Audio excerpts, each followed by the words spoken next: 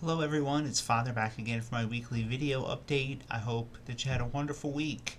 And we are coming into a very important weekend, the celebration of Easter.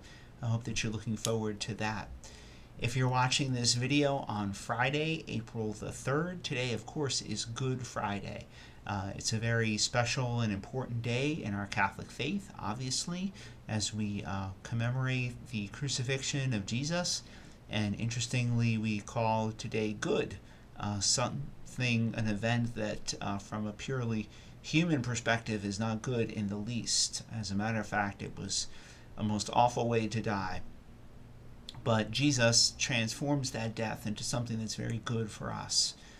Reconciliation with God, the ability for us to be God's sons and daughters.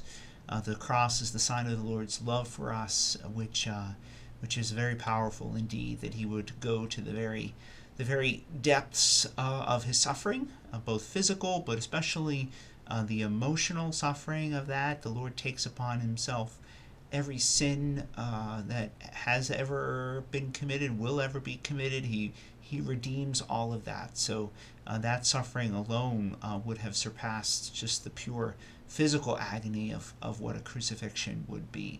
So we spend the day today with the Lord.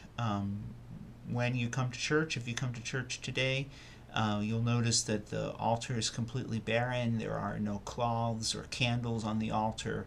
The tabernacle is empty. It's a very strange day to be inside the church. Things just don't seem right in there.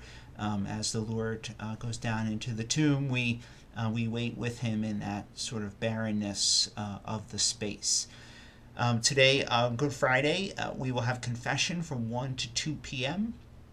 In the church, we'll have various priests available in various stations throughout the church building. This is the last opportunity for a confession before Easter. So please be aware of that from 1 to 2 on Good Friday afternoon. Then tomorrow, which is Holy Saturday, the church spends the day waiting beside the Lord's tomb, keeping vigil for the Lord's resurrection. So on Holy Saturday, there is no 4 p.m. Mass. There are no confessions at 3 o'clock either. The only Mass on Holy Saturday is the Easter Vigil, which will be held at 7:30 p.m. If you've never been to the Easter Vigil, it is very, very beautiful. It's my favorite Mass of the entire year. We begin in the darkness of Holy Saturday as we light the new fire and bless the new Paschal candle, and then we listen to many readings from the Old Testament before we hear the gospel of the Lord's resurrection, and then we celebrate the sacraments of initiation. We're going to be baptizing a young man at the Easter Vigil, receiving 2 others into the church and confirming them all and giving them First Holy Communion. The sacraments that are given on Easter Sunday, on Easter Vigil, are a sign of the new life that comes from the Lord's resurrection, the spiritual life that's given to us. So the Easter Vigil is it's a bit of a commitment. It's on the longer side, but it is very, very beautiful and very inspirational. Also, if you're looking maybe for a Mass opportunity on Easter that's not quite as crowded or hectic, the Easter Vigil would be a good Mass for you.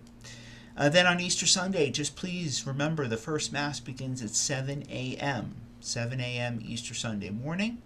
The most crowded Masses of the day will certainly be the 9 a.m., both in the church and in the McCall Center auditorium. We will have overflow seating in the church, in the chapel, in the narthex. We'll have folks out on the parking lot to help direct traffic, but it will definitely be a crowded option on Easter Sunday morning. And then the 11 o'clock Mass is generally full, but it's not quite as crowded as that 9 o'clock hour. So if you're looking for something that's not quite as crowded, I would recommend 7 a.m. or 11 a.m. on Easter Sunday. And then finally, just a reminder, on the Sunday after Easter, we will be having our Divine Mercy devotions at 12:30 in church, celebrating the great gift of the Lord's mercy, and which is what that second Sunday of Easter is, the Divine Mercy Sunday.